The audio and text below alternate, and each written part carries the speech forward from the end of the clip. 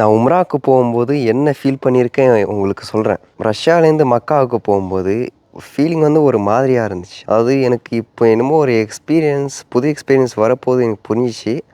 ஆனா என்ன எக்ஸ்பீரியன்ஸ் வரப்போகுது எனக்கு புரியல. ஆனா நம்ம ஹரமுக்குள்ள போம்போது தவாஃப் செய்யறதுக்கு முன்னாடி அப்பதான் எனக்கு வாப்பா சொன்னாங்க, "நீ காபாவ வந்து தூரத்துலேருந்து பார்க்காத. நீ இப்போ தரைய பார்த்துட்டு போ. அதுக்கப்புறம் கிட்டலேருந்து பாரு." அதுக்கப்புறம் தலைய மேல தூக்குனேன். அல்ஹம்துலில்லாஹ்.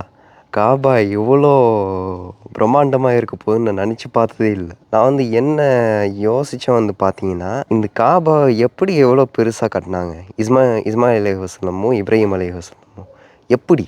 அந்த அந்த காலத்துல இந்த மாரி ஒரு பெரிய பில்டிங் எப்படி கட்டுனாங்க? இந்த மாரி ஒரு கேள்வி தான் என்னோட மூளையில இருந்துச்சு. அதுவும் நீங்க உம்ரா செய்யும்போது, இல்லாட்டி ஹஜ் செய்யும்போது என்ன ஃபீல் பண்ணியிருக்கீங்க? கமெண்ட்ல எழுதுங்க.